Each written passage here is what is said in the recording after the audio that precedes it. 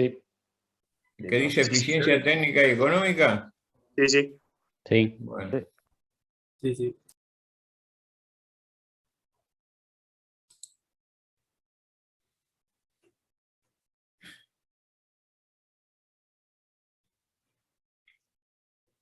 Bueno, primero íbamos a terminar con el tema de los mercados, que habíamos empezado la otra vez.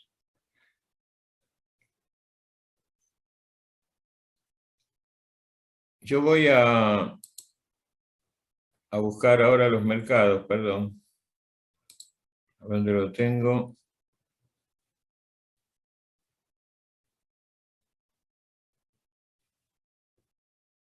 Acá está. ¿Lo ven?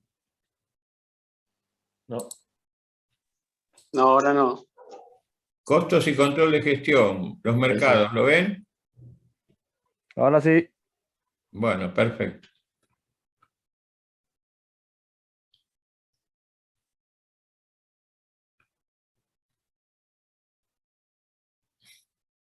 ¿Me escuchan todos? Sí, sí. Sí. Escucha. Bueno, la empresa y el mercado. Un mercado es un conjunto de mecanismos mediante los cuales los compradores y los vendedores de un bien o servicio están en contacto para comercializarlo. Es decir, un mercado es un lugar, puede ser un lugar físico o no. Algunos son lugares concretos. Por ejemplo, el mercado central, ¿no es cierto? Y otros son mercados virtuales, como el mercado de jugadores profesionales y de bonos, que se hacen actividades telefónicas. Nosotros acá lo que tenemos que ver es que hay dos casos extremos. Una economía sin mercados, donde el Estado hace todo, y una economía en la que solo hay mercados. ¿Se escucha? Sí, sí. Sí. Sí, Sí, sí. sí, sí. Sí, profe. Bueno, la economía en la que solo hay mercados no existen, tampoco la economía en que no hay mercados. Es decir, las economías reales son economías mixtas. Una economía en que no hay mercado sería una economía autoritaria, como lo fue alguna vez el comunismo ruso, o el comunismo chino al principio, donde el Estado decidía todo lo que había que comprar, lo que había que vender, cómo hacerlo.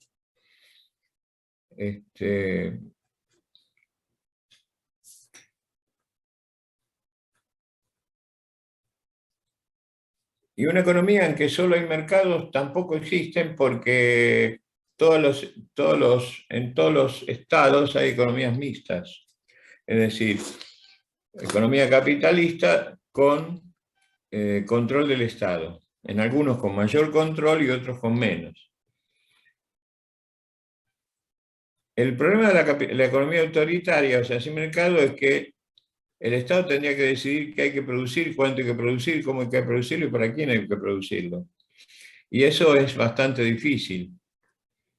O sea, se puede en un principio, como lo hizo el comunismo chino, para alimentar a todos los chinitos que tenía, pero llega un momento en que, como las necesidades de las personas son ilimitadas y los recursos son limitados, entonces el Estado tiene que decidir sobre si hace distintos tipos de ropa o le da un uniforme azul, nada más.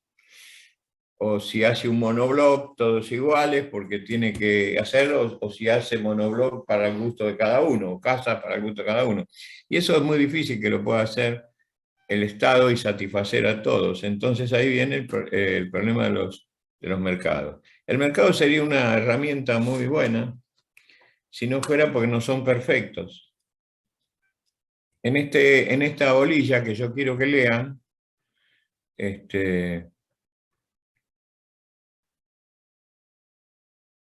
van a ver las características que tiene un mercado perfecto, y cuáles son las características que tiene que tener un mercado para ser un mercado perfecto, que no existe, ¿no?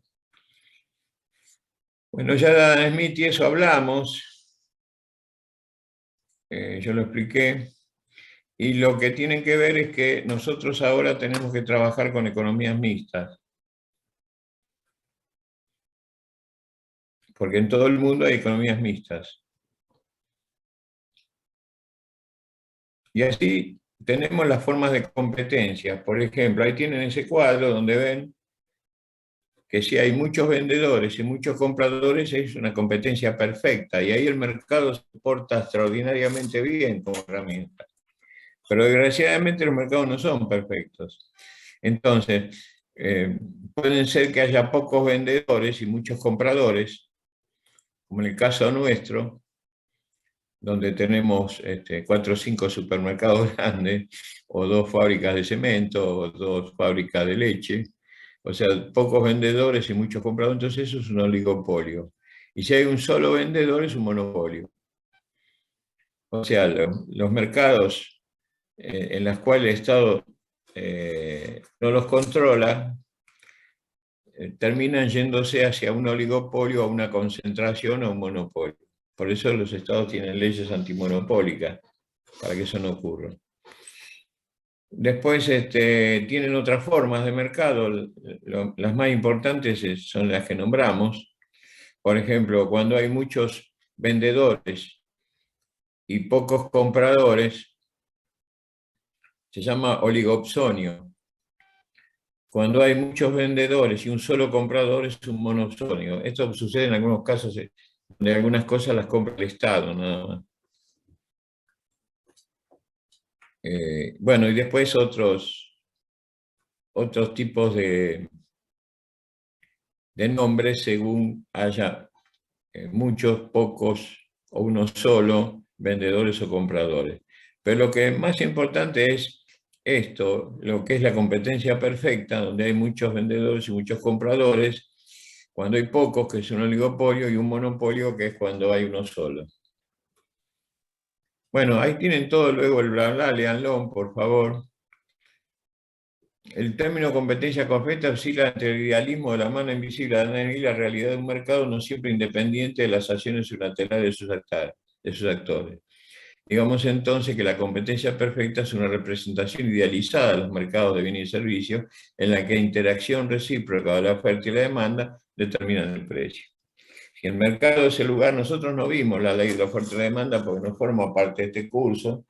Este curso habla de costos, o sea, tenemos que ir a macroeconomía, pero más o menos lo que dice la ley de la oferta y la demanda y lo que se produce es que en el mercado se acuerda la cantidad vendida y el precio vendido. O sea, vos tenés una curva de demanda y una curva de oferta. En el punto en que se cortan, está el punto de equilibrio, y ese punto de equilibrio significa la cantidad que se va a vender y a qué precio.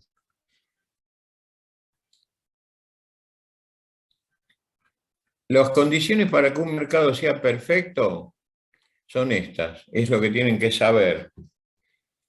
La existencia en el mercado de un elevado número tanto de vendedores como de compradores. Que no Donde pasa esto nadie acá, ¿no? puede... ¿Cómo? Que no pasa acá, hay pocos vendedores siempre. No te dejan, no te Sí, acá dejan hay pocos crecer vendedores, acá. es el problema que tenemos con los precios ahora, pero no en todos los rubros, en algunos rubros que son importantes, como la alimentación, por eso no me están dando los alimentos. Es decir, con los últimos años ha habido una concentración, precisamente porque no, el poder del mercado es muy fuerte y se ha impuesto en años de neoliberalismo, y entonces ahora es muy difícil dar vuelta la mano. Se podría hacer, pero hay que tomar decisiones políticas que a veces cuestan mucho, ¿no? Por ejemplo, uno puede poner un precio máximo, pero si vos pones un precio máximo aparece un mercado negro, porque no tienen mucha fuerza y van al mercado. Entonces tendrías que mandarle el ejército para que vendan o intervenirle la fábrica para fabricar. Y eso es un quilombo total, ¿viste? Te acusarían de antidemocrático, políticamente bastante jorobado. Sin embargo, hay leyes antimonopólicas que están aprobadas y que se podrían aplicar. Esto va a llevar tiempo, ¿no? El otra causa es que los compradores y los vendedores deberían ser indiferentes respecto a quién comprar y vender. Eso implica la homogeneidad de los bienes comprados o vendidos. O sea que yo tengo que comparar el mismo tipo de jabón, ¿no es cierto?, en el precio, las condiciones, si bien hay distintos tipos de jabones, todos los que tengan las mismas condiciones deberían competir con un precio determinado. Bueno, a veces eso no sucede porque el mismo marketing diferencia el producto. Es decir, una de las técnicas del marketing es diferenciar el producto. Entonces, un tipo hace una manteca que la hace ensusando, la envasa de alguna manera, pero la gran compañía lechera hace la manteca, la hace de otro, la envasa en un plástico con una tapa y además le da un bonus para ir a Disneyland. Y entonces la competencia no es la misma. La tendencia que tiene a diferenciar el producto hace que la gente prefiera determinado producto por una diferenciación, una publicidad, una marcada.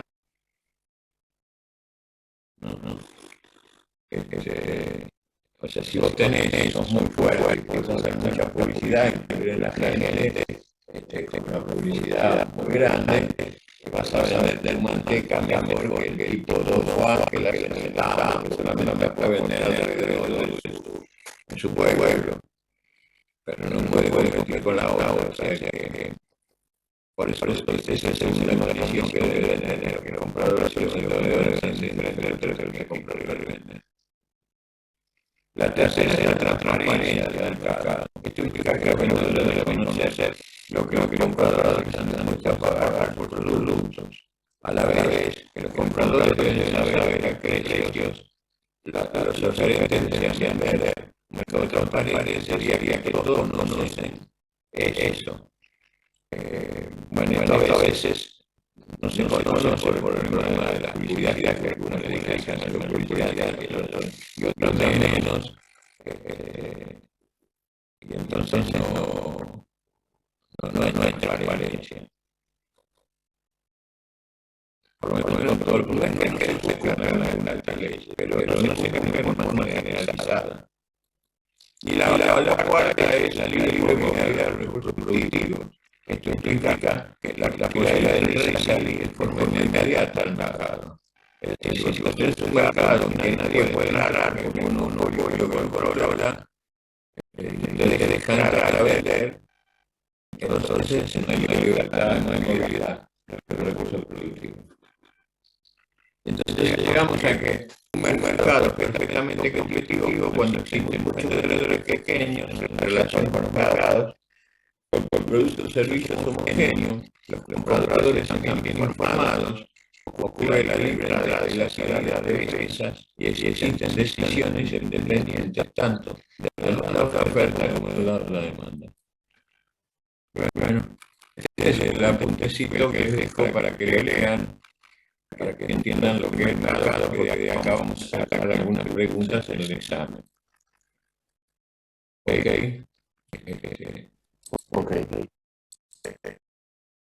Rodrigo. Dejo de compartir. Entró recién, Rodrigo. Ya está, Chávez. No.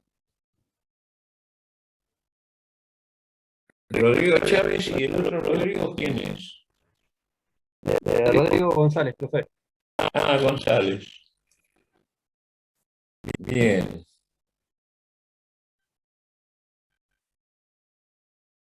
Bien, perfecto. Gracias. ¿Ella pudo entrar? Sí, profe, estoy acá. Sí. Bien.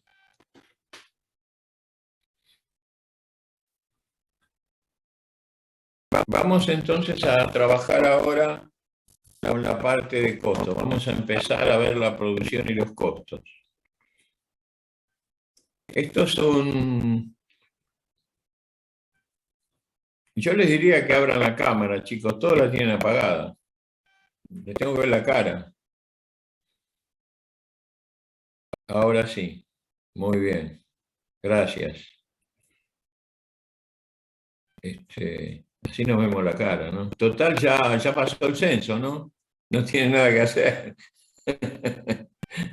No, por mi casa no pasó todavía, estoy esperando, no sé si va Yo a pasar también. ya. No sé si va a Bueno, pasar. pero ¿hiciste la encuesta? Sí, sí, virtual sí. Bueno, entonces cualquiera de tu casa que cuando toquen el timbre se la den, no hay problema. No, los atendés en la puerta. Bueno, sigo. Vamos ahora entonces a compartir otro apunte, un PowerPoint.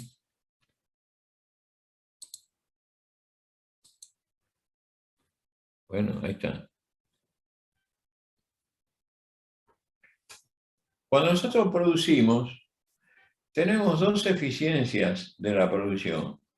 Una eficiencia técnica y una eficiencia económica. Un método de producción es técnicamente eficiente si no existe ningún otro que utilice una cantidad menor al menos de un factor y una no mayor de otro para producir una determinada cantidad. Esta es una definición que a veces no se entiende si no se explica bien. Esa es la definición de método de producción técnicamente eficiente, ¿no? Ahí tienen ustedes, no sé si están en la pantalla, ¿no?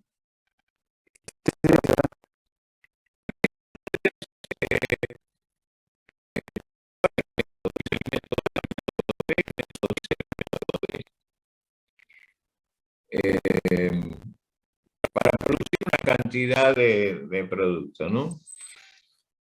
Entonces, un método utiliza para esa cantidad 10 días de trabajo, 3 tractores, 5 hectáreas de tierra y 14 toneladas de fertilizante. Otro método distinto utiliza más días de trabajo y menos tractores, es más manual, más mano de obra, ¿no? 21, utiliza menos hectáreas de tierra y utiliza más fertilizante. El método C utiliza 10 días de trabajo, igual que el único